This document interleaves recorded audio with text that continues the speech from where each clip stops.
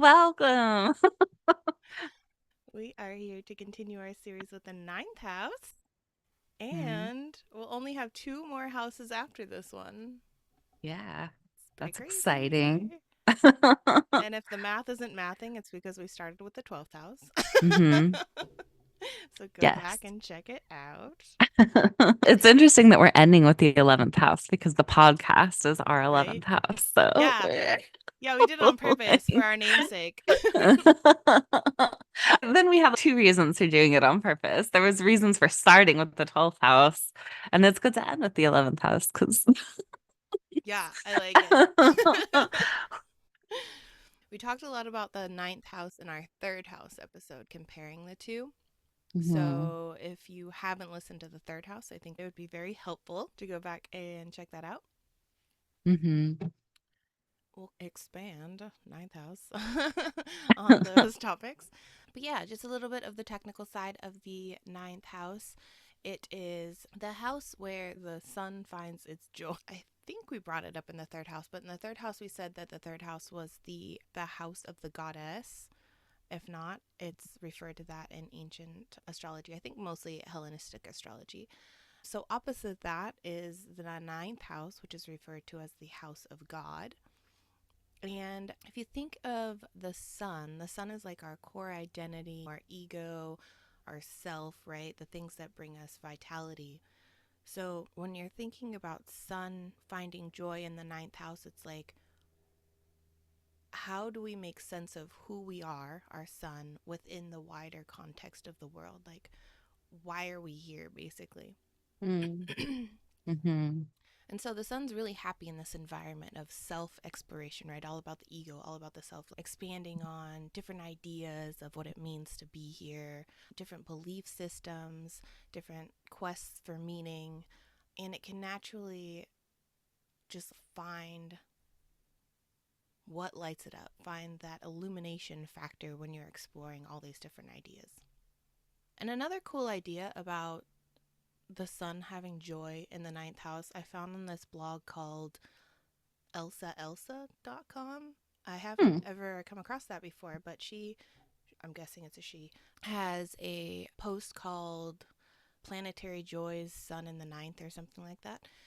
And I'm going to quote what she said. It says, "You know, the sun is at its highest around noon, but the real heat of the day doesn't start until mid afternoon.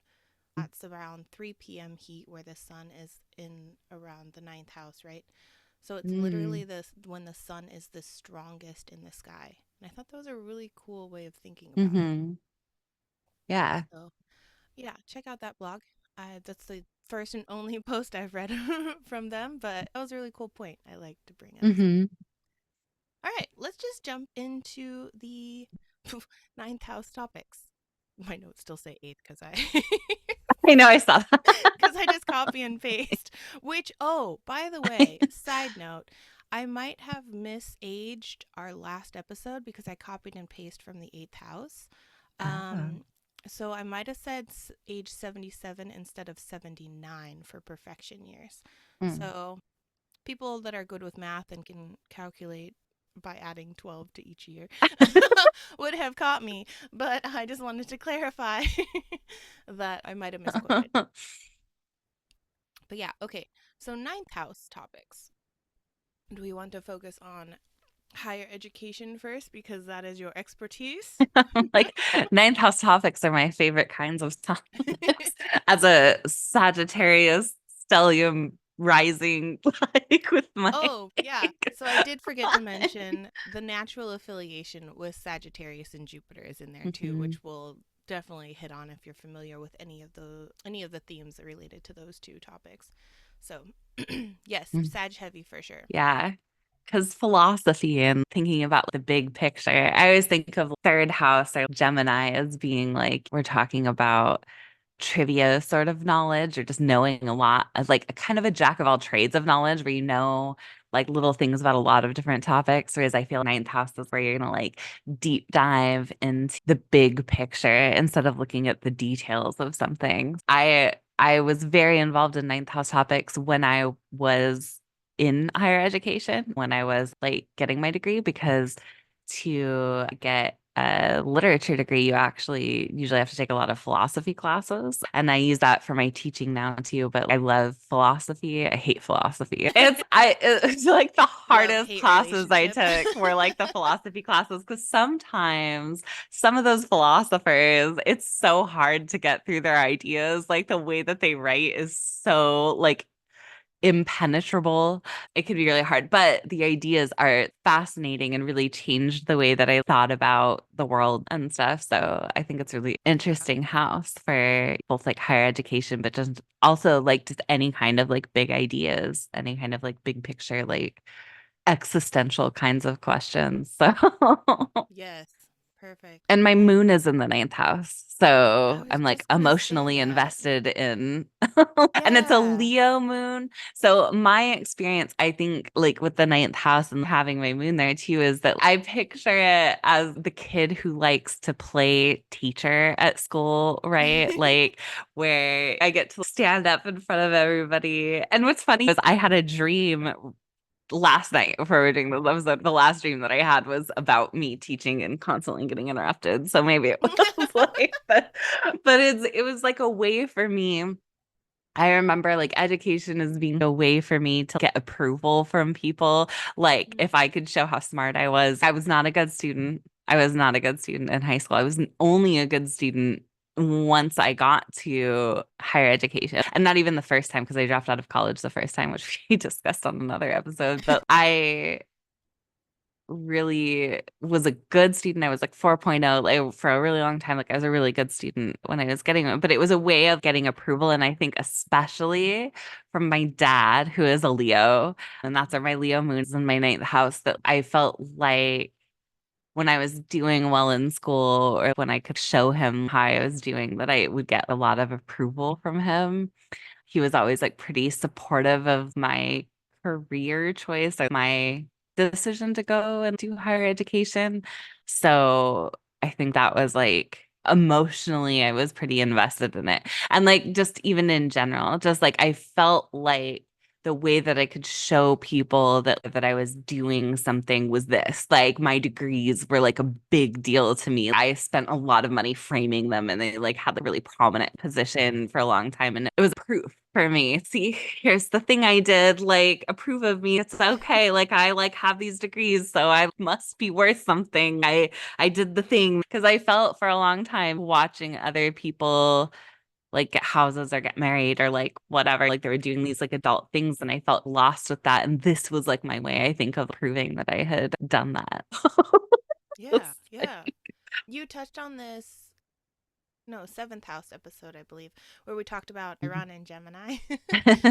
And that you had known somebody with in the ninth house and Hmm. having this wound around higher education. And I think as a generation, the millennial generation Hmm. naturally has this wound around higher education where we've been told, just go to school, it'll be fine, you'll get good grades and you'll get a good career. Yeah, all you have to do is you go to college and then you'll have it. Like I remember as a child, like think that it's, oh, if you go to college, you're for sure you're like guaranteed to get. And I remember too, after I got my degrees, my dad being baffled, just like absolutely baffled by the fact that I was struggling to find a job and that when I did, I was adjuncting for a while, or that you didn't just get health insurance or get a really like good like secure job immediately with a master's degree. And it was like, no, that's not a Yeah. thing.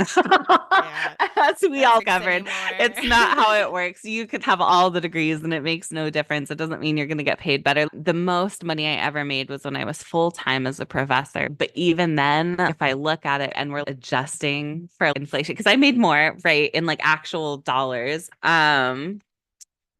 So more in actual dollars than my parents were making, I think, when like they were working at any point. But I think that in actual like adjusted for inflation or buying power, I don't think I was making as much because I still could not buy a house. Yeah, the job markets, the housing markets, they've all.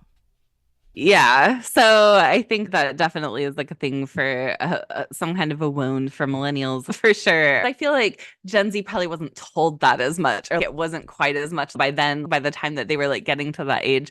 I feel like I already heard so much discourse about college as a waste of money or just go to trade school or just like the conversation I feel was very different from when we were growing up. Whereas I feel like then it was like a lot more, no, this is like a really important thing. Like you do this and it's like a guarantee. That's the way I feel like it was sold to us. Like when Yeah. we were kids, was like, this is the only way to guarantee. And then it's like we all have all these loans, right? And then the conversation was, well, like, you shouldn't have taken out those loans. So if you couldn't afford it. And it was like, you told us we would be guaranteed a good salary if we did this. And like my job, right? To get my job, I had to have a master's. I mean, I did enjoy it. I would go back to school. If I were wealthy, right? I would go back and I would get degree after degree in every topic I was interested in. But at the same time, like I didn't do it in that moment for that reason. I did it because I knew what I wanted to do.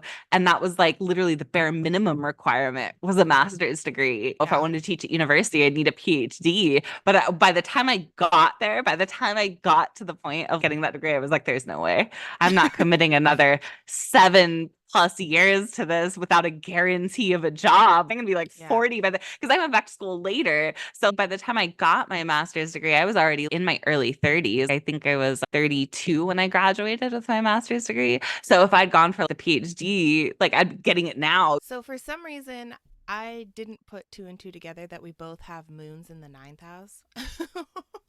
So this falling back on uh, security, for one, what's going to Hmm. bring you security, but also what's going to bring you emotional security, right? Like you Hmm. have to not only have this emotional investment in what you're learning, right? Because I think that's where I failed. I've gone to three different programs. I don't remember. I've transferred my credits and gone to multiple programs, Hmm. and still to this day have loans for a bachelor's degree that I am maybe, I think, 15 credits away from actually getting. Like Hmm. ridiculously close. But that's not what I was invested in. That's Right. that's not where I felt drawn to. Like I had no emotional. It was the whole you have to get a degree to do this thing. So I'm like, okay, what And that was can like I the do medical long coding. enough? Oh Like when I did the yeah. medical coding, because like I didn't, I started with poli sci. I dropped out. I did medical coding for a while. My parents like were like paying for that. And then I think because I kept switching from thing to thing like that, they didn't want to initially. I think they were hesitant to help me when I first went back to community college because like I had to show that I was like really invested in it to get support for it at that point because I had gone to different things so much. Yeah, yeah, that makes sense. But I think if there's any if there are any people with placements in the ninth, that finding that thing that you are emotionally Hmm. invested in is really going to help you, Yeah. especially when we're talking in higher education. Like there's a level of discipline that you can't just pull out of your ass. Yeah, I always tell my Has to students, be. I'm always telling my students it's a marathon, not a sprint. Like you don't want to burn yourself out early. And I do think it helps if the thing that you're doing is something you're really invested in because and like it people have different investments, right? So like maybe for somebody it's not going to be like the topic that's the most interesting to them, but their investment, they have placements in their second house or something. And so the thing is what's going to bring me security, like actual like financial security. So then maybe what you're invested in is a career that's going to bring that to you and it's going to be most Yeah. motivating to you. Unfortunately for me, I have Neptune in my second house. Capricorn, like poor Capricorn. I like, but I've got Neptune there. And so it's for me, I have never been able to be invested in anything that didn't interest me. Like whether it was like a job or like anything. Like it's like the second I lose like that emotional investment in it where it's I really care about this thing, this brings me joy, or I can focus on it, or I don't have the discipline to do it. The idea of choosing a major because it was financially the most responsible major that was going to give me the best return on investment in that way, I never would have made it through school. I don't think I could have gotten as good of grades. I don't think it because I just don't think that I would have been, it would have been so hard for me to do the work. Yeah. Whereas, like, for me, doing the work for this was a lot easier because I was good at it and because I liked it. It was something that was naturally fascinating to me, which I think is it's great, but it's also in a capitalist world where I'm taking out loans for this and having to survive off of whatever I do with it is maybe not like ideal, but Right. Yeah, I was a DECA student for 4 years in high school. And so I was already steeped into this business mindset. And so I'm like, oh, business is just a really good umbrella degree. I just continue forward with this because I can use it in whatever I want to. And that wasn't enough to keep me going. Okay. Higher education. Some of us went to college, some of us failed college, some of us succeeded in college, various degrees, whatever. Hmm. And a lot of us didn't go to college, right? We couldn't Hmm. afford it, whatever. Most people, right? Yeah, most Like people, most people don't. especially the affording part. That doesn't mean you don't have a ninth house, right? There's other Yeah. topics that are going to come into play for the ninth house. But as far as higher education is concerned, it can be self study, right? It can be Hmm. anything that you personally dive into above the standard, K through 12 or whatever your country Hmm. deems the baseline education. Right now, I'm in an astrology program. That's higher education. It's not an accredited school, right? Because you can't, currently, astrology cannot be accredited, which is whatever. But self studies. So you're reading whatever you want to learn about, or your YouTube Hmm. University, whatever you're like diving Yeah. into to expand your knowledge, to expand your horizons in that way, can be part of your ninth house. It Hmm. is part of your ninth house. Yeah, the topics that you like deep dive on that you're passionate about, I feel like are ninth house. Because again, it's that stuff that really, I think, changes your perception of the world or really is the thing that is, this is the thing I care about and I know a lot about and I'm really passionate about. Yeah, absolutely. Kind of already touched on philosophy and ethics. But when I was writing my notes and I put philosophy, I flashed back to our talks about the good place and I was like, oh, it's the cheaty time. TD has got big ninth house placements for sure. At some point, we should do it for the good place characters. If we're going to do fictional Mm. characters, they would be good ones to look at. But for sure, TD gives off huge earth sign energy, but also huge ninth house. Like he's like a Virgo, like lots of Mercury, but also lots of ninth house placements. Yeah, absolutely. Yeah, Virgo, or even maybe Pisces ninth house because he has that whole wave analogy at the end and stuff. No, I think his ninth house could be any. I think he's a Virgo sun or Virgo rising or something. Like he seems so. Yeah, that's on point. Yeah, Virgo rising for sure. That makes sense. He looks like And a Virgo. Eleanor is like a Scorpio rising. Yeah. Okay, so let's move on to travel. So travel is part of the ninth house. It can be mental travel, like we talked about. You're doing mental gymnastics to learn all the things you're passionate about. But it can be physical travel, like literally going to places. But it's basically anywhere that you're experiencing a new way of being, a new way of living, a new way of thinking that's outside of your normal.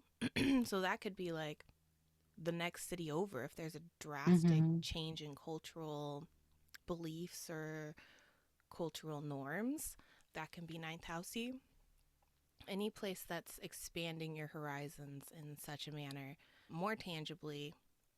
It's definitely those foreign places, the long distance travel places that we also touched on in the third house. What makes it long distance versus short distance? So go check that out. Hmm. But any place where you're just expanding your ideas around how to be or how to do life. Hmm. It also brings in this topic if you're blending higher education and travel, it brings in like cultural studies. So not only would you maybe go to the place to learn about the peoples, but you're learning about their ways of life, what they believe in for thinking about philosophy, how they view the meaning of life or whatever. That was also something I spent time in higher Yeah. education Yeah, you did. because I went to Italy for study abroad. So that was one way. And then also a lot of the classes I took were focused on other people, other cultures and things like that. So Would you say were some of the biggest like takeaways or ahas from studying different cultures? one thing, going to Italy and learning more about it actually made me think differently about the US because one of the things I learned is that Italy is roughly the size of, I think it was like Arizona or something, but it's the size Mm. of a state. And it was the first time that it had really occurred to me, like, oh, that's why the US is so fucked up. Because the US is like 50 separate countries that are trying to go forward as like one. We all have to agree on stuff. And it was hard enough for the EU. And they're so much like smaller than us, even as a whole group, then so I feel like that's really it explains a lot about why there's so much divisiveness here, why culturally the US is so varied. Like, depending on where you're at in the US, it's very different. The South, the Northeast, the different coasts, the like West, like the Midwest, like all these areas have like very different like cultural norms and different kind of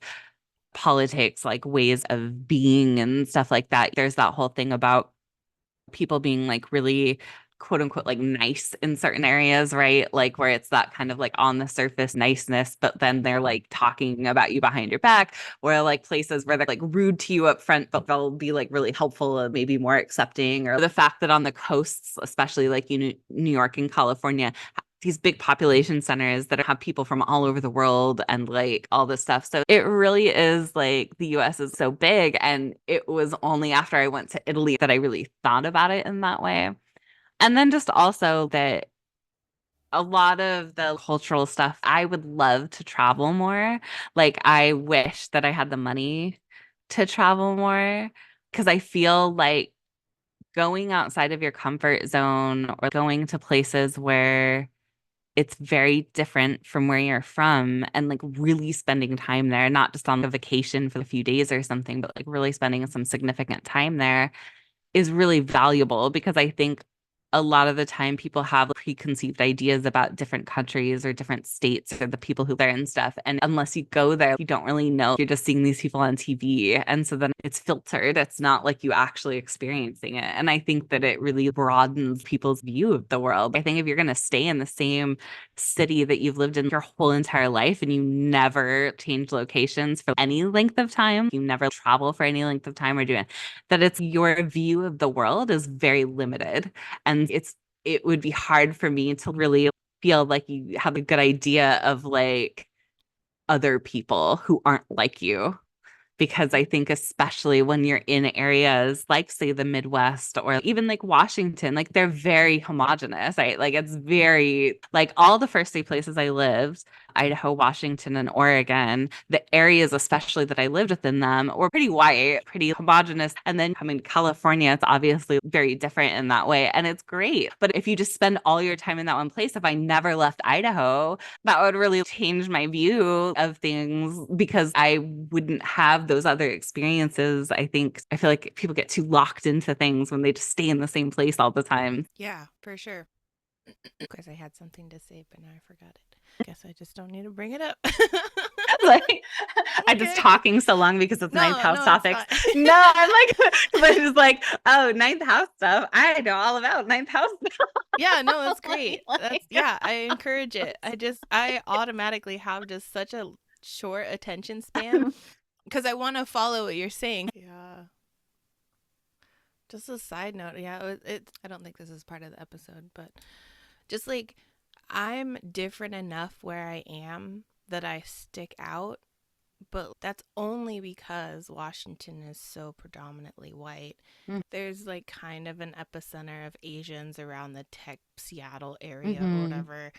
But because I've grown up here, like I fit in. Like in my mind, I don't see myself different until it's pointed out, and then I'm like, Mm-hmm. oh, I am different, but I'm not because I've lived here. I'm like fully immersed. Oh, that's the thing, immersion. I'm fully immersed in the culture. This is all I've Mm-hmm. known. I've only ever lived in Washington. So when you're Mm-hmm. telling me that even though I've spent my whole life here, I'm different, what does that mean? But like going to Delaware, I could probably count on one hand how many white people I saw. Not like one hand, but like a predominant Mm-hmm. population over there is black, and it was nice. But because I came from such also small towns in Washington, not just Mm-hmm. Washington, but the smaller areas, I could see, oh, this is different. Mm-hmm. Like, look, these populations are predominant, which was nice. And for some reason, it just really stuck out in my head, like, how white we are. That's how I felt when I went to New York. Because after I Hmm. got my associate's degree, my parents and I went to New York. And when I took the taxi from the airport to Manhattan, there was like a stretch of time where I didn't see any white people at all. And I was just like, holy crap. And not at all in a bad, but it was just like, Right. Yeah. being from Idaho and Washington and Oregon, I know that they're white areas. I knew that intellectually in my mind. I know that these are very white areas. And I know from seeing in movies and stuff like that, that places like New York are like going to be like way more heavily populated by POC than they are here, right? Or that they were there. And but like actually seeing that, I'd never been in a place where I wasn't the majority ever. Always my whole entire life. And I've always had friends who weren't white. Like it's not like I only have always personally been around white people. Like a lot of my friends in high school weren't white. And then obviously like in my 20s, like you were my best friends. And so it's not like I've only cultivated only having white people around me or even just accidentally only had white people around me. But the actual areas that I was in, it's that thing of like you're in air and so you don't see it. It's just that is what it is. That's the environment. It's just how I grew up. And so that was how it was until I went to New York that time. And then I remember being there and being like, oh my God, that must be weird if then somebody comes from New York or like California or something, right? And then goes to a place like that. And then it's like, this Yeah. area is like very white. And but it had never been not the case for me. And so it always was just like, yeah, this every place I've ever lived was like that until now. Yeah, I don't know. I've been in many places where I've been the only person of color. But going back on that idea of I never felt out of place because A, I knew what to expect. I knew they were all white people. Like I've always been always surrounded by white people and that's fine. Mm-hmm. And one a time or two I'd see another person of color and it's whatever. But like the usual for me, I don't think about it, right? Like you said. Mm-hmm. But then the usual changing. I'm still the only Asian person over here, but now instead of seeing lighter faces, I see darker faces, and how that is different for me. What does that mean for me? I'm still the I'm still the minority, but like it's a Mm-hmm. different minority. And like how do I feel about that, especially because now I'm in foreign lands. Like I don't know the Mm-hmm. places, I don't know the culture. Um where at home I can still assimilate because I've grown up here. I know everything, like whatever. I can't assimilate in a place where it's not only different from me, like looking out on the world, but I don't know the cultural norms in this area. Like it's eye opening. It's really Mm-hmm. interesting because, yeah, I'm like you, I'm fully aware there's other people on this planet and I'm like far from racist or anything like that. But it's just like, it feels different than just what you're normally used to. And you can philosophize all you want about what does that mean for my identity, right? We're going back to that sun in a foreign place. What Mm-hmm. does being here mean for me? But yeah, you brought, I think the thing I was thinking about was the immersion thing, which I mean, we're touching on here in a different type of way, but just the idea of traveling. Like you spent so much time in Italy. Like it wasn't just, I went over there for a week. You were there for 10 over weeks. 2 months, right? Yeah. Yeah, it was 10 weeks. So it was two and a So half months. when you get to that point when you're basically living in another place and being able to see not the commercialized, not the curated, this Yeah, is not just the tourist Italy. areas. It was Yeah. like, yeah. I feel the same way about Hawaii. I'm immersed enough in the culture that I know what to expect and stuff, but not having lived there, it's different. Looking like I do, I can assimilate and I can blend in easier. But we just had friends that one of them is their first time in Hawaii ever, and he's in his 40s. And it's like they were asking me things to do, things not to, like cultural, you know, what Mm-hmm. should we not do? Um, and like what to do, what touristy things to see. So I was trying to give them a nice balance between like, here are the fun things that people commercialize and know Hawaii for and like that are Mm-hmm. cool and stuff, But here are the more deeper things. Like if you really want to immerse yourself in the culture, check out this Mm-hmm. area, check out this museum, or like whatever it is. It's like getting to that level of, okay, I'm over the hype of the place. I want to know and understand it more. Like, what is the Mm-hmm. wisdom of this land that I'm in, Mm-hmm. or these people that I'm surrounded by? I wonder then if people have some placements in the ninth house, because I'm trying to think, and this is a weird, like, sort of sidetrack from that, but how, if you're comfortable or not being in places Mm, that are unfamiliar, right? Like outside of your comfort zone in any way, yeah. but specifically when it comes to like other people and cultures, right? Some people are really excited to learn about them or are just like, this is really cool, like whatever. And then other people, right, it brings out those kinds of like fear things of like why I don't like other cultures or why I don't like other people or something. That fear thing of some white people have, I know of that situation of being the minority. They're very afraid of being the minority in any situation or very afraid of not having things like catered to them. The Americans who go to other countries and it's like, well, why don't they speak English and why don't they do things the way that I want them to do it? And it's because it's literally another country. Like, why would you expect that? And why would that be? But this fear of the other, I wonder, and I don't think know that we could answer that, but like this fear of the other, I wonder what kinds of placements it to have that, right? Where it's you view that as a thing that's, oh, this is like scary. This isn't just outside my comfort zone and I'm going to try to push past it and whatever. This is like, I don't like Yeah. this and I don't want it because that's a really interesting, like, it seems like it could potentially be like negative placements in the ninth house just because it does have a lot to do with like travel and philosophy and white supremacy or other things like that are like a philosophy. They're Right. A a belief way system. of thinking, they're a belief system because religion also shows up here. And so anything like that, where it's like, what is it that you have there, or what signs are there that would make you like hesitant or even have an adverse reaction to people that you see as the other or Hmm. cultures that you see as the other or that are uncomfortable to you in some way because like we talk a lot about how these placements are like the Chiron and in Gemini in my seventh house, right? That doesn't mean that I'm doomed in love. It means I have something to work on there, right? That I have to like question and like work on with myself. So I feel like if people have placements like that or things that are making them think that it's, I feel like too, that's why the US is so, I will say, here's my philosophy about the US's chart, because the US is also a Sag rising, which means Leo is also in its ninth house. So I really think, I don't know if there are planets there or not, but I really think that that's why we have the big thing with like televangelists, like why we started that whole, this kind of religion that has to do with capitalism, where it's, what is it called? The prosperity gospel, where it's all those like televangelists that were like, yeah, like they're all wealthy themselves. They have obscene amounts of wealth. And it seems very the opposite of what the original teachings were, the religion that they profess to believe in.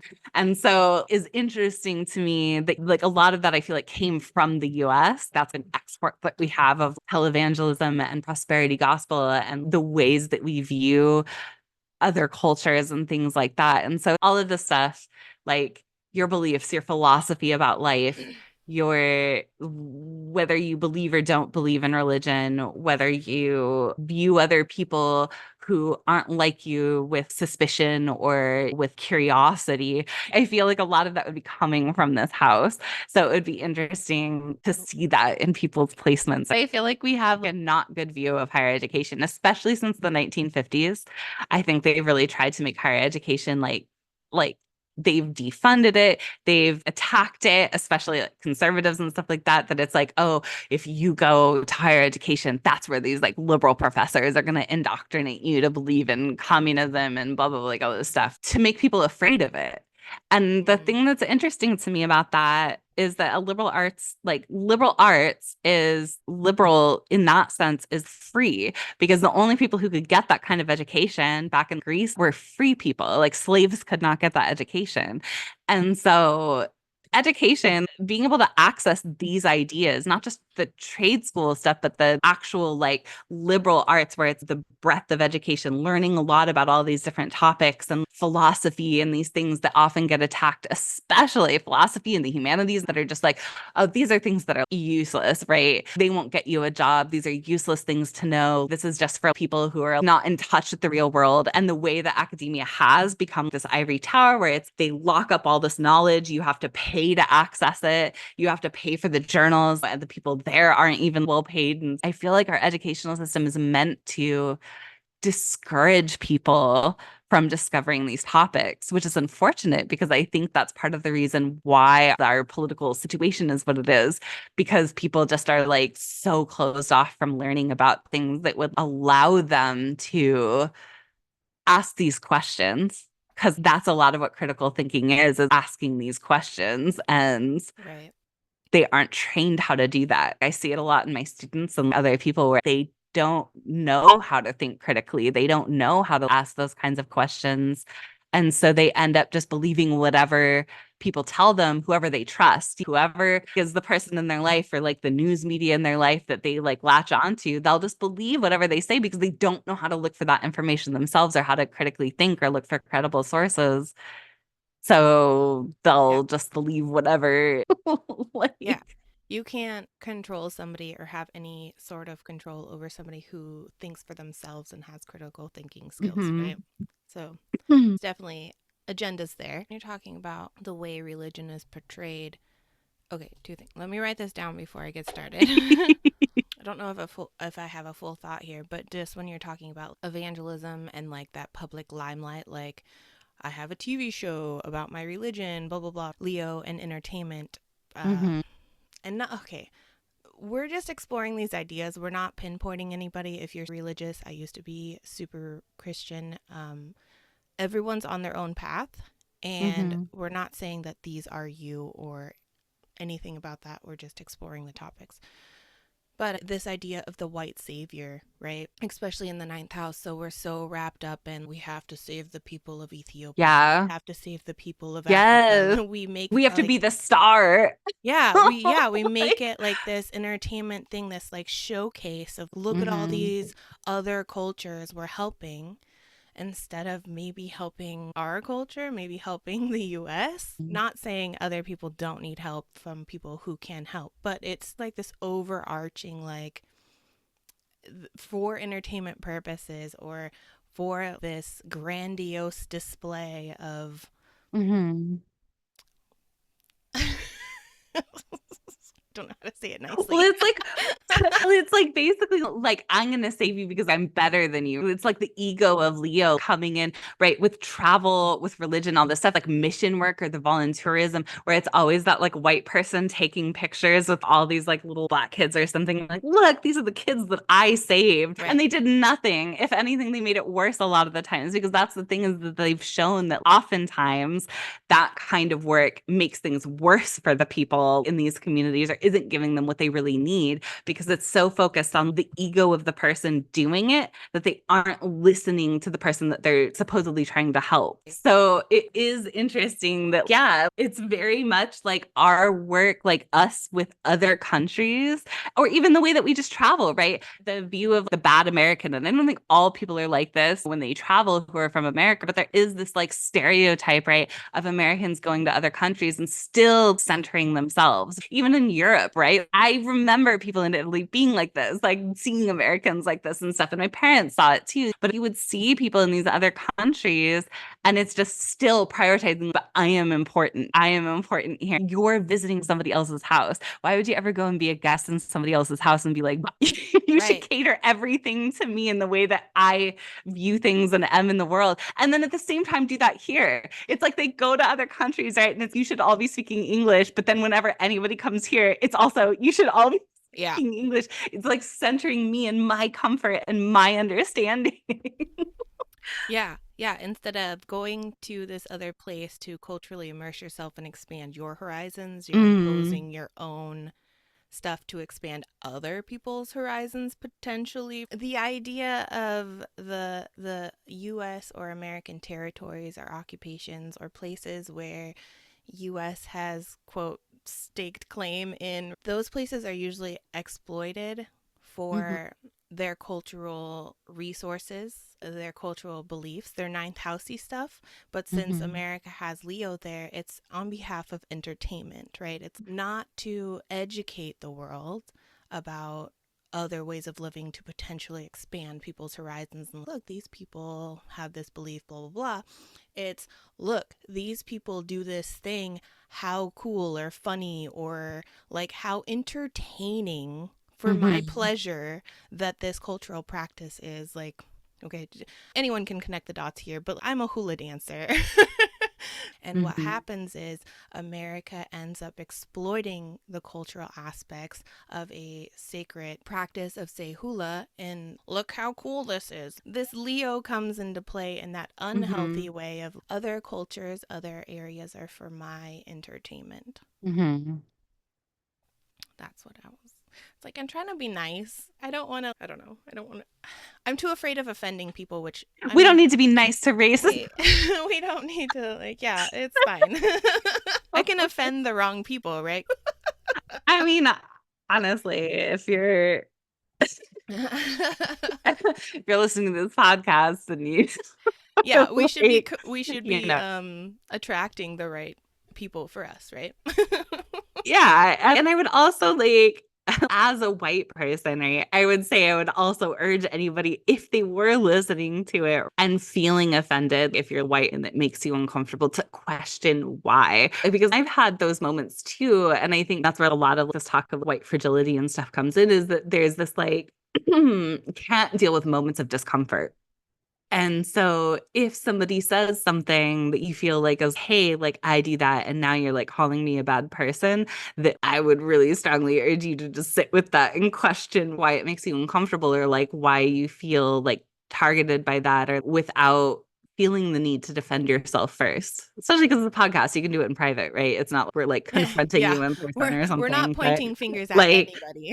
it really is like a good practice to do in any case, not even just for like issues of white supremacy or things like that, but just in your own life, right? Because I've had to do this when you're in a relationship with somebody. If they do something and you feel like it's a personal attack, to like, maybe it is, but maybe if you just sit with it in private for a minute and kind of question with yourself, like why you feel so uncomfortable or why it feels that way, you might reach a different conclusion, Yeah, because maybe it's not about you, or maybe it's not personal, or maybe it's just something you need to change, or a different like viewpoint or something. But that's definitely a problem that seems to come up time and time again. So right.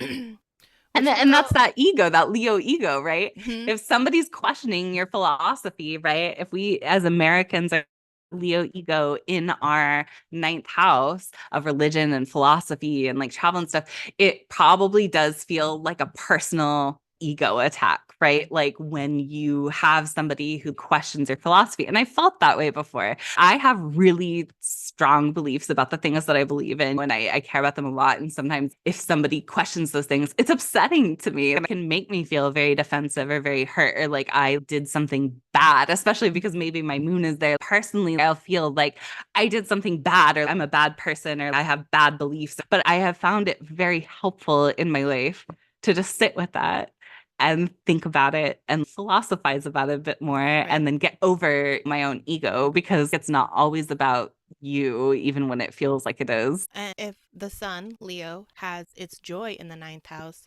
it potentially likes being able to be triggered in such way that expands their horizons and their thinking Mm-hmm. on what does this mean about me? What does this mean as me, like for my identity?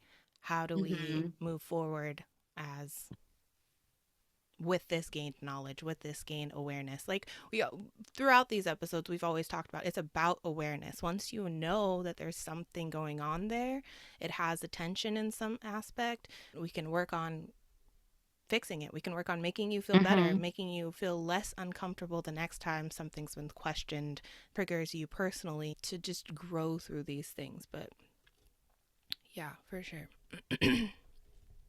So going into this finding meaning part, right? So we're talking about Jupiter's affiliation with the ninth house also. And Jupiter's all about your belief systems and all about where you find meaning, what means the most to you. So those ideas of what is the meaning of life, like those big lofty, not only personal, because we have that affiliation with the sun, what is the meaning of life for me, but that yep, I hate that word. Um, Existential. extra, yep. Idea of it's a bigger, broader than just personal, right? Why are we here? Why are humans here? Why Hmm. am I here? What is going on? So falling under this kind of Jupiter affiliation with the ninth house, we have the divination practices, the religion practices that we've been talking about. This is also where the house of God comes into play, because um, that's like your higher belief system and how some people Hmm. find meaning, whether that's, the Christian God, the Jewish God. Like, it doesn't have to be like one God, right? Like, many Hmm. indigenous people have many gods. What is your belief system that brings in that aspect of that higher power or that higher meaning in this world? Hmm. Which also is a place of astrology. Hmm. So, we are talking about what brings meaning to your life. I know I've stated in past episodes, just learning astrology and diving into these themes and expanding my knowledge in a different foreign. You have to learn a whole Hmm. nother language when you're learning astrology, right? We try not to talk two astrologies, but we have to get there at some point. But it has been the thing that has helped me gain even more meaning in my life. Like, I've been on this journey of like, why do some things happen to people and not other people, or like, why have I had to go through hardships? These are all tools, religion, divination, astrology, whatever it is, to gain answers Hmm. of purpose, of self, of place, of self, especially because we're talking about that sun influence there also.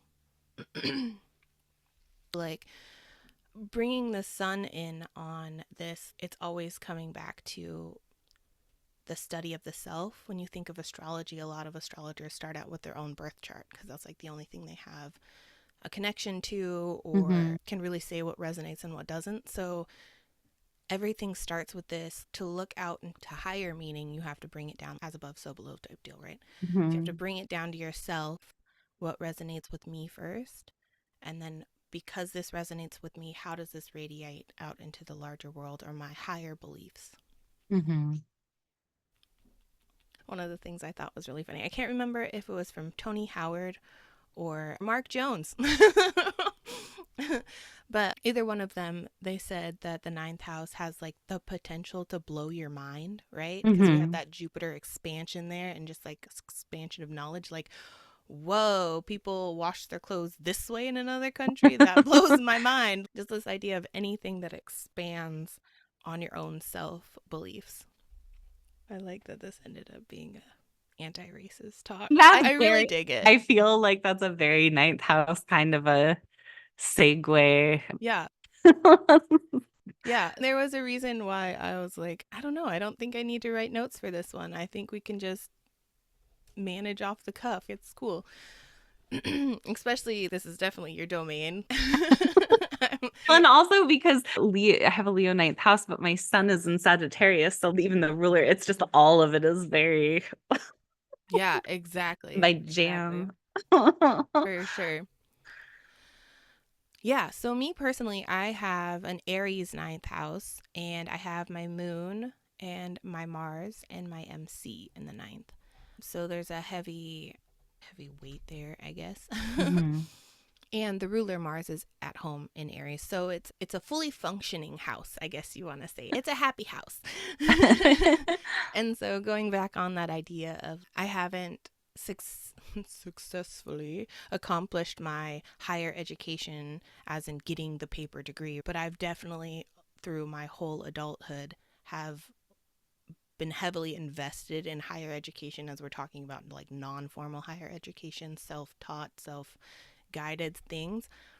And then we touched on also with my moon there, like, it's really important for me to A, feel secure in myself and my own knowledge, but B, feel emotionally connected to what I'm learning, to be able to continue learning that, or to be able to activate that Mars aspect of my drive and my motivation to do that. And then also, in the last like decade, I've really learned to my Mars Aries MC-ness has been towards art entrepreneurship. So like I believe we're talking about the ninth house. I believe that I've meant to be an entrepreneur in some aspect. Like I'm meant to go out on my own, Aries. And it's funny because I seem to attract a lot of Mars MCs, which is really interesting too. Yeah, if anyone has a Mars MC and doesn't resonate with entrepreneurship, I'd love to hear your view on it because that's what I've seen predominantly. But there are many manifestations how that can happen. But I've always had this drive for knowledge, right? This drive to keep learning whatever I feel attracted to at the time. And that's appeared in a lot of attempts of schooling, a lot of lifelong learner things. I've been picking up information from everywhere. Michelle, because she did the schooling thing and she can come and tell me the things that she's been learning. And we can have talks like this. Books, and then, of course, most recently, astrology, which also is a ninth house topic and a ninth house place because I'm in a schooling program for astrology. But yeah, I've always named myself a lifelong learner. It just hasn't always shown up in the traditional college university aspect. It's just been Aries, my independent self, doing the things that I'm interested in. So you were tossing around the idea of what placements could you see for people being either more comfortable or less comfortable with interactions with other cultures, other people, stuff like that, other places. And it made me think of Saturn. There could be one manifestation of Saturn in the ninth playing on the fear of interacting with the other, the fear of interacting with new ideas, new things like that.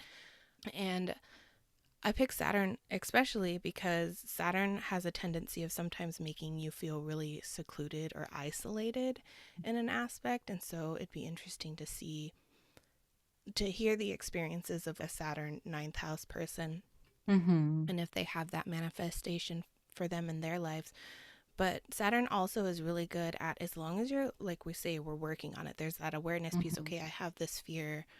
Why do I feel scared that I'm the only blank person in the room? And if you're able to open yourself up and work through those ideas and ask the questions like, why am I feeling this way? What does that mean? Saturn has a great way of, I don't want to say maturing because maturing's not, we have one concept of mature. I don't mean like you're not mature if you're feeling this way, but advancing your ideas. If you continue to work on these things, Saturn gives you rewards in the long term. So if you continue to work on question yourself on why you're feeling these ways around different peoples, then Saturn will ultimately give you the reward for putting in the hard work of that, right? What else? Like Jupiter in the ninth house would just be a fully amplified ninth house, right? You want to go after more and more knowledge, more and more belief systems. You might have a tendency to explore multiple, say, religions or multiple philosophies. We didn't really touch on publishing. I was just thinking if there was a Mercury ninth house, the ninth house has to do with publishing. So maybe you're a writer and you publish a lot, or like you have a blog or something to do with taking your thoughts and your belief systems and your ideas and giving them forward in a tangible printed manner, tangible published to the public manner. Or maybe you're teaching and about that. Like I could see also some sort of professor having Mercury in the ninth. All right, you want to move on to perfections? Sure. Okay. What are perfections? All right. So, annual perfections is an ancient Hellenistic timing technique that both Michelle and I use to figure out the themes that are going to be playing out for us in a year of our life. You can do perfections down to the minute if you wanted to, but we find that it's most beneficial on a year level.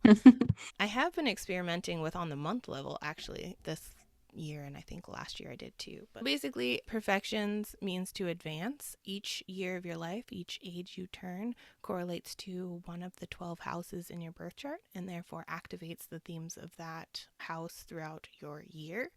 There should be a link in the show notes, or you can go to our11thhouse.com to download a free PDF called House Magic, and it'll have all the references and keywords and guides that you need to start working with perfections in your own practices.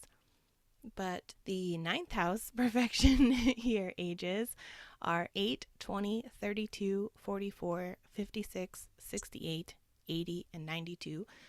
Yeah. Do you have any cool ninth house examples?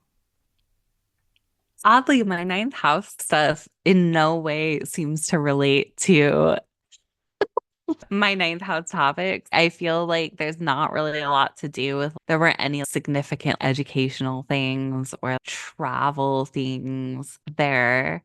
So it could just be more like a moon like thing because Mm, what was happening in the ninth house. So like the first one, second to third grade, I don't really remember. I don't know what was going on for me that year. But I know that the last couple of ones, so that was when me and Martin broke up, you and I became friends, and I started dating my last ex, and I moved to Bellingham from Oak Harbor. And I got my first apartment where I was living alone. That was like the only time up until Klamath Falls that I was like living by myself. That was also the mold's place. The first apartment I had was the place with the mold. Oh my God, it was awful. The mold and the fleas for $400 a month. I got, which $400 a month for that place though. it was Like 400. it Wow. was $400 a month. Which I can't even imagine what could you get for $400 a month now. Even a place with mold and fleas is going to be 1,000. Seriously. I don't know, man. But there was also a significant thing that happened at my job, and I ended up leaving the job that I was at, which was the job that I met you at. And I started working for a hotel, which was actually scary because I Mm. had to work nights. Because actually, both the reason that I got that job that I worked at you with, and the reason that I got the job where I was working at the hotel was because I wasn't pursuing higher education because the Oh. whole reason that I got that assistant manager position was because everybody else who already worked there was in college. And I had this totally freely open schedule. And it was the same thing when I was working at the hotel because the other girl who like trained me had school. So like I was the only one who could work kind of any schedule, which they fully took advantage of. And I often worked nights. So I was like 20 years old working at this super sketch hotel by myself at night. And there were these guys that worked at the hotel who would sometimes come and hang out with me. But looking back, that was also sketch, I think. So, like, it was a very weird transitional time in my life. But It was a hotel. I mean, they found needles there. There was like a drug buzz. There was a time where somebody came and rented a room for 2 hours. There was a time where this girl came to me at night and was like, "There's blood on my sheets." And then the manager was just like, "Why would we give her a refund for that? We gave her new sheets." So, anyway, like, it was a weird job. I hated it. I hated working there. But yeah, so it wasn't necessarily particularly focused on like those kinds of ninth house topics. And the last one was right after I moved back to Idaho the year after. I was working as an adjunct at a community college. I was doing that for a while. I was also doing the job where I was captioning for people who are deaf or hard of hearing who can't hear their phone. And so I would caption calls for them, which was a very interesting job for sure Mm, because I was hmm. basically listening in on people's phone calls all day. I heard some very interesting phone calls. That is Very like, interesting. obviously I knew you worked there, but putting it in the light of ninth house is hmm even more intriguing because it's like you're listening in on other people's viewpoints, other people's hmm belief systems, I and mean, like for sure. you're dealing with a population that's outside of your own. You don't have much experience being hmm hearing impaired at all. So hmm it's like a glimpse into a different culture, right? They have to use different hmm tools, they have to like whatever. And then also literally hearing other people's hmm sides of things, which super intriguing. And sometimes actually explicitly religious because like I used to listen in on religious meetings sometimes because people Mm. would call in to listen because they weren't able to physically go to the meetings. And so I would hear these sort of private religious meetings happen. And so I heard all sorts of private stuff, like Oh which wow. it was very fascinating sometimes. It was a lot. But then it was also a time where I was experiencing a lot of depression because I had basically, for me, this is a hard time in part because I had not wanted to leave Washington. I was very upset. I still remember it when I found out that I was going to have to move because I didn't get the final job that had been the thing that I was like, if I get this, then I can stay. And then I didn't get it. And it was like, oh, I'm going to have to move. I'm going to have to move and go live with my parents again. So it was hard on one aspect just because, oh my God, after 12 years of living on my own as an adult, I was going to have to go live with my parents. And so that felt like a kind of weird thing that I didn't want to do. And I didn't want to go anyway because I really liked living in Bellingham. I remember the day that I found out I didn't get it, I was so upset. And I tend to always I do stupid rash shit when I'm upset. Like I should not, I don't know. So I was very upset about it. So I remember like I had all these books and all this stuff that was related to grad school, and I got rid of a bunch of it, which I regretted later. I felt really sad about it, but I was like, fine, I'm clearly never going to make this work. I was at school for like 10 years or something like that of my life. And it was all leading up to nothing because I didn't get a job right away. In my mind, if I Right. didn't get it right away, it wasn't going to happen. And so I was like, what was it all for? Clearly, I'm never going to teach all this stuff. So I got rid of a whole bunch of stuff related to it because I was like, this is useless. And being there at this point, where I had been there some time at this point, at least 6 months that I had been back in Boise at the start of this kind of perfection year, I was really depressed. I was just in my room all the time. It was weird because it was the room I grew up in as a teenager, but it wasn't mine anymore. And it was filled with all this other stuff that was related to my parents. I basically just had a bed in there. And I felt very like I had no friends there at that point because Carrie was like really busy. And so I wasn't able to spend time with the friend that I did have who still lived there. And so I felt, wow, I used to have friends. I had you, I had all my grad school friends. Like I had this city that like I really knew well and that I really liked and I had lived in for a really long time at that point. Like basically all my 20s, I lived in Bellingham. I had to give all that up and I felt just so isolated and alone and depressed. And I was just like failing all the jobs I was applying to, I wasn't getting. So it was just like, it was a struggle. And so this was also the time where right at the very transition point of the eighth to ninth year, I had been doing kickboxing at the end of that eighth house year, where I went every single day in December, including my birthday. The only day I didn't go was Christmas, and that's because they were closed, right? And I was really into working out. Basically, I took all the energy that I used to have for grad school and put it into dieting and working out. This is the thing I can control as Yeah. myself. So obsessed with it. I'd weigh myself 3 times a day. I was like, this is the only thing I have going for myself now. So I'm gonna like put my all into Hmm. it, right? And your moon's And there, so your moon's your body. and Leo is, ruled by the sun, which is in my first Mm. house. So again, like Yeah, back yeah. to my body and my physical self. And so I was like, this is my obsession when this eighth house year. And so getting into the ninth house year, what happened at the beginning of the ninth house year was I was doing kickboxing and I was also doing personal training at the Y.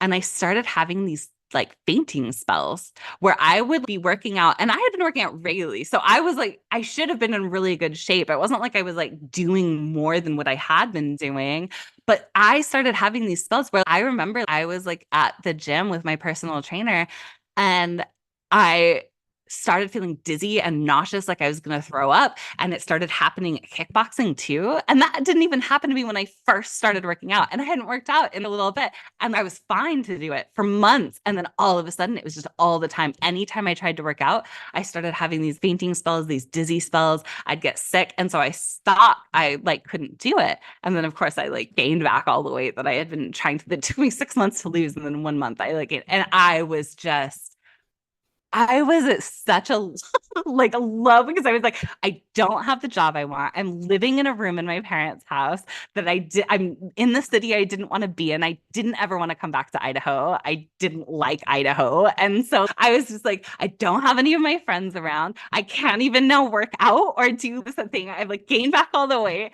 No, I have no boyfriends. I have no, I was just like, there is nothing now.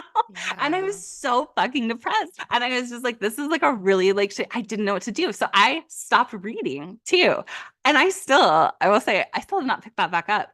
I had Wow. been reading something like 70 books a year. And I was reading like multiple books a month. Absurd. I used to like post pictures on Instagram of here are all the books I read, and I'd go on Goodreads and I'd rate them. And I was very like, I stopped reading anything but romance novels. And so for a couple months at the beginning, I just was obsessed with reading romance novels during this year. Just constantly reading them. I would read one a day. That's all I had the time. That's all I did. Other than like when I would work, I was just reading romance novels. And so I was just constantly consuming this content. And then it was also the first time that I applied to KCC, which I did not get the job, right? So like it was the first time I applied to community college. I didn't get the job. That was another blow till this was the last. And I gave up at the end of the year. That was my decision. I was like, you know what? I'm fine. I'm just going to stay here. I'm not going to apply to any more jobs. I'm not going to try to leave Idaho. I'm just going to rest for a little bit. I was just focused on paying off my debt. And I was like, this is just my life now. I'm just going to read romance novels and then going to go adjunct. And that's all I'm going to do all day because I don't have anything else going for me. Like Mm. those, that ninth house year was really more of just like I had reached like the culmination of ninth house topics in my life the year before and now had nothing there. But that's not really true because I was doing a good job adjuncting, obviously, but I felt like I was seeing no results from anything I was doing and that it was just like everything I kept failing at. And so that was a difficult year. It wasn't like specifically about ninth house topics, other than the fact that reading all those romance novels led to the next year, when we get to 10th house topics, I published those 3 books that I wrote. Yeah, I was wondering So I when started that happened. writing romance novels the Yeah. following year. But this year was just about me. I was just reading them. And towards the end of the year, things started to get a little bit better because Justin had moved back. And so me and Justin and Carrie were hanging out a little bit. So I felt a little bit less isolated. But this wasn't until literally the very end of this ninth house year, November, December, that things started to feel like they might be getting better. The whole rest of the year was just of me being like, I'm depressed and sad. So I don't Yeah. know, like they're weird ninth house years because it's almost like the other ninth house year I talked about was everything was happening in my life because I wasn't in school. And again, in this ninth house year, everything that I felt not good in my life was happening because I had finished school. I was no longer in school and I had lost my sense of identity. My whole identity for 10 years was basically centered on the fact that I was an English major in college. Like I buy all these shirts from out of print. So all my shirts were like book title shirts and all my art that I would get, like everything I got was related in those 10 years to this identity I had of being an English major. So the 2 ninth house years that were right outside of that were basically like the years where I was like, I didn't have any sense of identity because I did not have that. I had nothing to anchor myself to. And so I was just, I don't know, what do I do Yeah. now? Yeah, your ninth house obviously is connected to your first house because of the sun and identity and everything that all checks out. Mhm. And then also the moon connects the ninth house to the eighth house. So Yeah. you're sharing resources and like coming back on what does it mean that I have to fucking live with my parents again and all these Yeah. things like, The well, what shared does it resources mean? and the Yeah. endings of things like a death. It's basically like a death and rebirth of my identity at that point because who I was during those years at like college, right? It was like a totally different me because I had Yeah. a very different structure to my life from anything that came before or after it. That was a very specific period in my life that it was both, it wasn't necessarily perfect either. Grad school put me in therapy. I MasterCard. was like crying all the time because I was like, no, I'm not smart enough to be here. I had this imposter syndrome. Things weren't working out for me. Even that final year of grad school, there were things I kept applying to that I wasn't getting.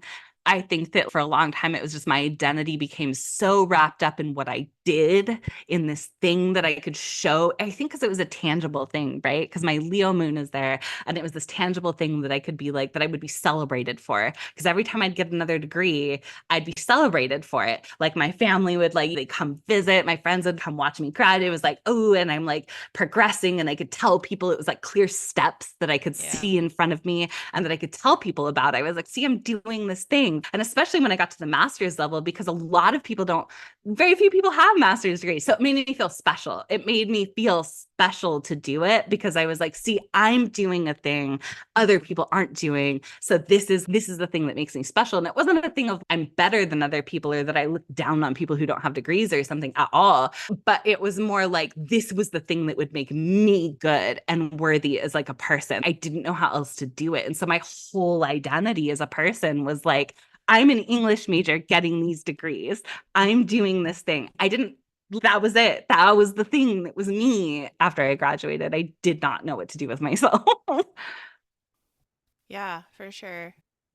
We both have moons in the ninth, but yours and the Leo part, you said this makes me feel special. This puts me in the Hmm. limelight, right? Like people are noticing that I'm accomplishing things. I have Hmm. degrees now.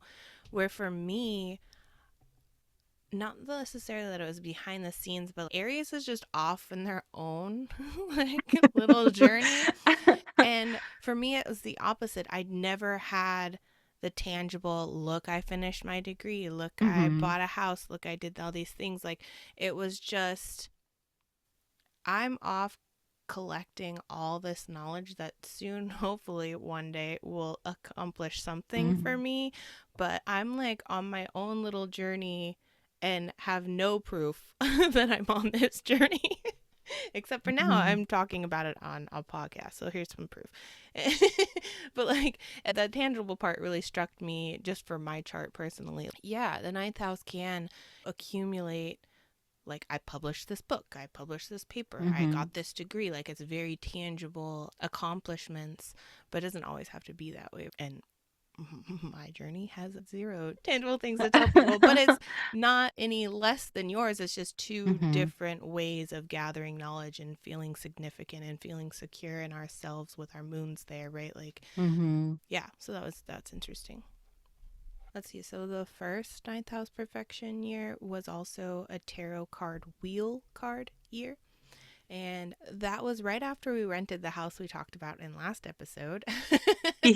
And we finally got to move into our permanent residence. And that whole year, I went through like 3 different schools for second grade, but 4 different classrooms. Because once I Hmm. came to Arlington, there was something weird that happened at the end where I had to transfer into another, like our class was overpopulated or something. And so I started out with one teacher and then I moved to another teacher. So it's like this evolving wheel of moving through different ways of learning. It's still elementary school because I'm young, which would be third house, but what am I learning about myself? Ooh, okay, yeah. What am I learning? This is what happens when we do it on the fly. What am I learning about myself going through all these different ways of learning? Because I started out in Pacific, Washington. That elementary school I was is all I know, K through a little bit of second grade. And so I was at the level of other second graders because I'm going through the same curriculum, right?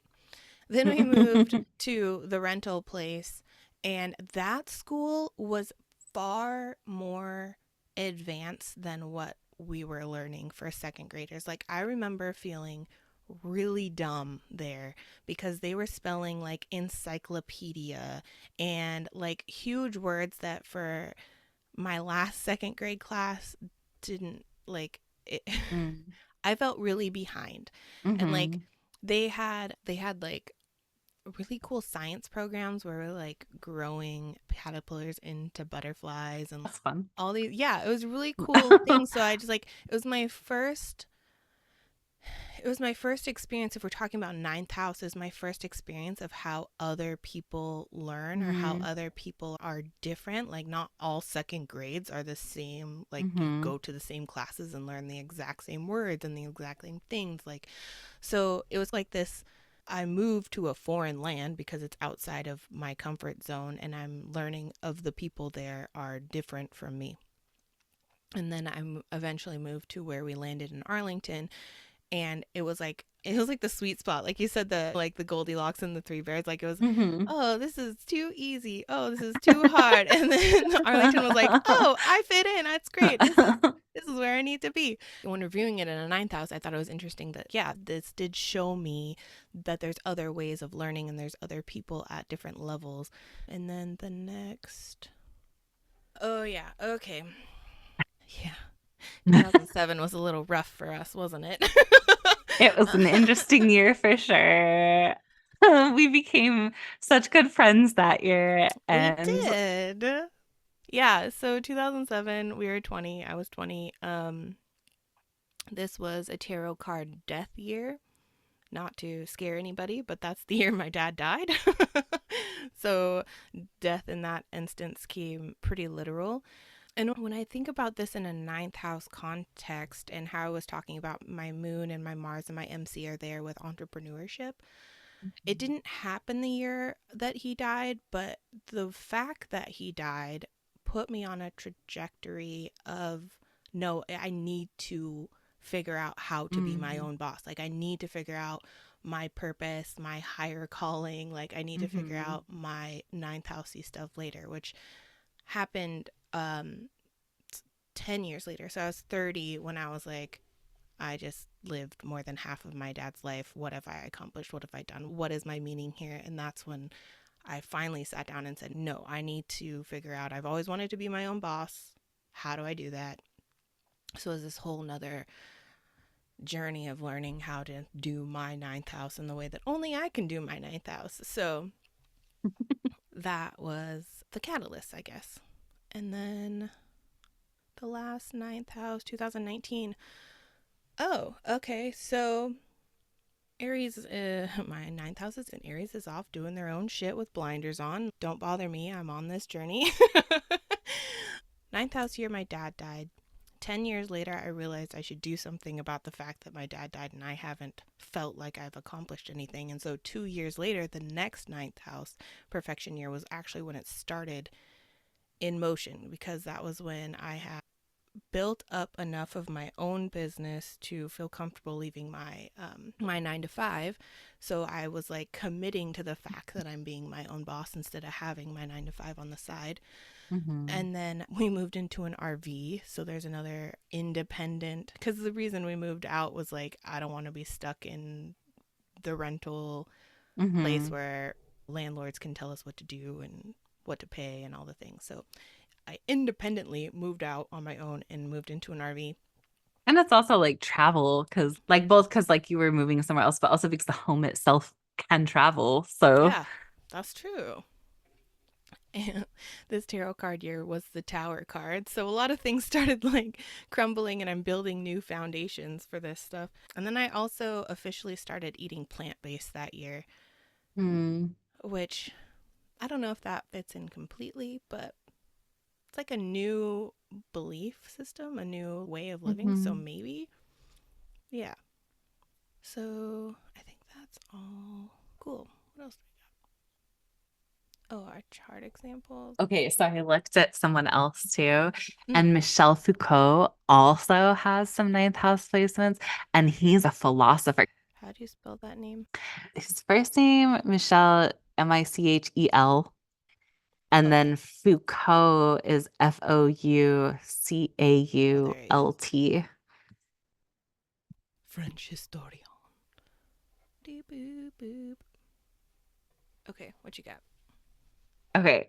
Foucault is interesting because he's a Scorpio rising, right? And he's got his Mercury and Saturn. His book is called Discipline and Punish, right? One of the books. He's written multiple books, Ooh, but his juicy. books have a lot to do with like sex, but not sex like in a fun way. Sex in like how we use sex to control people or how like sex controls Mm. people. And so a lot of his philosophical stuff is focused on sex or crime and he has this whole he's the one I always tell everybody about this. He's the one who like does this whole thing about the panopticon where it's like a prison that like is like the central tower in the middle is like a guard tower and all the guards can potentially Oh. see out, but none of the Mm-hmm. prisoners can see in. So then like the prisoners are all in a circle around it. So then they can never tell when the guards are like looking at them or not. And so they just start to like basically be good or discipline themselves because they like don't like they won't do bad stuff because they never know the guards might be watching or maybe are never Yeah. watching, but you don't know, right?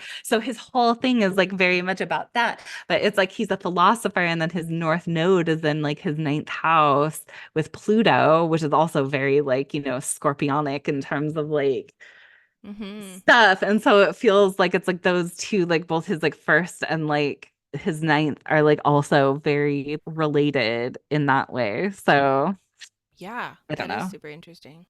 And then the co-ruler Mars is in the Seventh house. And I mean, he's all talking about relationships. His theories address the relationship between power and knowledge and how they're used as a form of social control through societal institutions. So, like, also his sun and Venus are in his 12th house. Like, Yeah. he's just like, his chart's very, like, interesting in terms of the MC is in Leo in his 10th. I mean, that just like power and knowledge, because Pluto Hmm. is power and ninth house is knowledge. Yeah, that is super interesting. Yeah, he I has am some. familiar with the prison analogy thing I and think like, because I've like definitely talked about I talk okay. about that so much. Like I literally it's like one of my favorite things that I like wrote a paper about it. So. Mm, it makes sense. There's been lots of study of just people seeing eyes, and they don't even have to be real eyes. If you just have a picture, say, you know how people put out, they don't want trick or treaters, but they put a whole bowl of candy out, right? They Hmm. just like honor system, take what you want. There's studies showing that if you have a like the jack o' lantern has eyes, or Hmm. like just like a prop, or just like a poster of eyes, that people are more likely to just take one. Mm. Versus if there's not eyes, they'll take the whole bowl and you have to refill it Right. more times. They've Mm. done that with just a booth in the street corner, like a vending table, and like a Mm. bowl of money, and they put like with eyes or without eyes, and how much money people would take, just like have a Hmm. sign that's like free money, and then people like reach in and grab a handful if there's no eyes, or Hmm. like, oh, I'll just take $1 if somebody's watching, right? Just the way like people do change. There's that whole thing about how there's if it's an I can't remember if it's like atoms or something like that, but where they're like, oh, if you are observing it, it's not going to be the same as if it's like unobserved. Like it just like literally can't be. So anything you observe is automatically changed because you observed it. Like it can't, it's Hmm. not the same. And the way that people are when they think that there's a chance, it's like the thing of if you knew that you wouldn't be caught, are there things that you would do that you don't do because you're like uncertain of that or something, things that, and in a really terrible way. I know I saw a thing about that where they did a survey of men and they were like, if you knew you wouldn't be caught, would you participate in basically pedophilia or like these like really awful things or whatever? And a lot of them were like, yeah, if I knew for certain I wouldn't be caught, I would do these things. And also, it feeds back into that whole Christian mindset that I see a lot of like conservatives have, where it's like, they'll question how atheists can have morals because they don't follow God or have the 10 commandments. Or basically, if you don't believe you're going to be punished for this thing, what's stopping you from doing it? So, is the only Right. thing stopping you from doing bad things the thought that you might be punished? I guess I'm glad you believe in a higher power because, like, Yeah. why would that be? Like, why is it necessary to, like, think that but like I think that's true to some extent, right? Because think about people with like speed traps, right? If you think you won't be caught, people speed all the time. Hmm. And then as soon as they know, oh, there's a cop around or there's like a speed trap or something, you slow down. You didn't slow down because like you're obeying the law, because like you care about not speeding or you think it's Yeah. wrong. You care because like you think you might be caught and you might be punished if you get caught. So I think people on smaller scales and bigger scales do that all the time, where it's if I'm going to get caught is really going to be the sole determining factor of whether or not I'm going to do this thing. you Yeah, know, that's a there, very interesting point. Going back on this philosophy of like your higher belief systems, if it just yeah, comes down to whether or not we're going to be watched and punished, yeah. that our operating system may need a little bit of work. And that would go with the ninth house topics, right? In terms Hmm. of your belief system and what you believe. Because what was I watching recently? There was some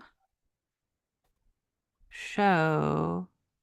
I think it was the last season of Fargo that we had been watching, where I had said something like, oh, it feels like every single one of the characters has like their own sort of code that they adhere to, Mm. right? And the Yeah, code of code, conducts. right? And the code may or may not be one that like you would see as moral, right? But for them, they may murder people in cold blood, but they won't do this other bad thing, right? Hmm. And I think that's very ninth house in terms of we probably all have a code that we're going to adhere to. Whether or not other people agree with that code or think it's even a code or a moral stance or anything doesn't really matter. It's what we think is right or wrong is ultimately at the end of the day what we're going to follow or Yeah. adhere to. The philosophies that happen in the ninth house are a large part of what makes up that code. What signs do you have in your ninth house, or what planets or whatever is going to make up what do you really think is right or wrong? Yeah, yeah, that's a really good point. I like the idea going back to the sun being there. As one of my mentors used to talk about identity, and if your identity is your, like you're talking about the code of conduct, it sets the tone, right? So if we're thinking about the sun having joy in the ninth house, it's like everything comes back to your identity. Like, I Mhm. don't smoke. Why don't you smoke? Mhm. I identify as a non-smoker. So if that's written into my code of conduct, the actions I'm going to take are going to align with that Mhm. belief system of who I am deep down inside. So yeah, super super interesting. And maybe too, depending on if the sign is like fixed or mutable or like cardinal would affect to the code, because a mutable Mhm. might have a more like a code that changes more often, or like things they might be more willing to change the code based on new information or something, as opposed to like maybe fixed signs are like less, it's like my code is my code, or something. Just even like certain kinds of signs, right? The code is the code. Like they aren't willing to take in new information in the Yeah. ninth house, which also would go back to that thing we were discussing earlier about people who don't traveler who are like more uncomfortable with taking in like new experiences or new information or being around people that they consider other, right? Like may have to do with that fixedness of like what's going on in that sign. Like why are you so like stubbornly holding on to a very particular kind of code without being willing to take in new information or hear other people's experiences that might be different from yours? Because ultimately your code, you want it to be like, I think, strong enough that you can stand up to things, right? That you'll stand for something, but at the same time should be open enough that if new information comes in that is opposing your code, right? Opposing like your belief system, that you're at least willing to entertain it, have some kind of curiosity about it and sit with it for a while and maybe take that in and adapt it to your code or put it in as part of it, as opposed to just being so rigid that it's no, even if I hear facts that disagree with what I'm going to say, I'm going to stick with what I believe in. Even Right. if new facts are coming into me, even if new experiences are coming into me, I don't care if they disagree with my code is my code. And I think Yeah. that you don't want to be too permeable and you don't want to be too rigid. Like you have to have this kind of like flexibility of, but also be like, it's like a weird kind of like line to like be on. Yeah, definitely. Aries, so cardinal with Moon and Mars there. And I feel I'm more likely if something has changed my ways of thinking, just the stupid example of moving into the trailer. I never thought I'd live ever in an RV, but the fact that my environment was saying, hey, something needs to change, that Mm-hmm. I am more likely to use my fire and my cardinality to make those changes when my moon, my security is involved, or my intuition, like my gut feeling says that I need to take action. I'm more likely to do that when I get outside information that affects Mm-hmm. how I feel. One of my teachers, Karen, that I talked about before, Karen Hallmaker Zontag, she talks about the modes specifically with your sun and moon because those are PowerPoints in your chart, but using the modes and what they need when they're like stressed out. So, say you get information that's challenging and triggering to your belief system, right? The mode on your sign can tell you how to um, kind of work with that, how to sit with that in a way. So, Mm-hmm. like Cardinal, Aries, Libra, Cancer, Capricorn, in times of stress, they need to focus on the outside world and they need to know that they still have a place in the outside world. Like going back to this ninth house idea of who am I, what I am, why am I here?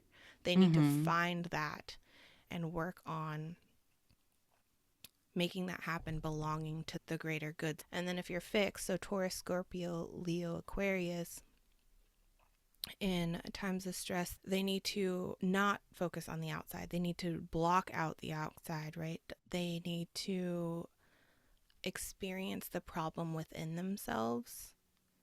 And it says psychologically close the blinds or unplug. But they just Oh, basically that's need to interesting. sit with themselves, right? And really feel, so that first step, sit with yourself and feel Mm-hmm. like, what does this mean for me? I don't need any outside fluence. I just need to sit with it physically. And then mutable, Virgo, Pisces, Sagittarius, Gemini, in times of stress, they need to move physically. They need to kind of, it's like shaking up what's inside and Mm. like having this physical outlet for the internal drama, or not drama, but like crisis kind of thing. So if they start literally moving, if you're getting triggered in a meeting or a room or something with people that you're uncomfortable, if you like bounce your leg or have a fidget spinner or something, that's going to get that uncomfortable energy out of your system, and you'll be able to see clearer, like, why is this triggering Mm. me, type deal. So it's just really interesting taking in that idea of modalities playing a heavy part. And then, of course, elements always play a heavy part. So if you're a water, ninth house, feeling uncomfortable and stressed, okay, well, sit with your emotions, sit with how you're Mm-hmm. feeling, right? Don't worry about anything else, just think about your feelings. If you're an air, think about your thoughts, like what thoughts are coming up right now. If you're earth, maybe you are the Virgo's earth and mutable. Maybe you do need to like go for a run or get tangibly outside Mm-hmm. into nature to really start clearing your mind and like dealing through those emotions. Like it's always a really good idea for any house and any placement to really take it back down to just the basics of modalities and elements for Mm-hmm. sure. Yeah, and I think that makes sense, especially if we're talking about sun and moon, that my sun is mutable and then my moon is fixed.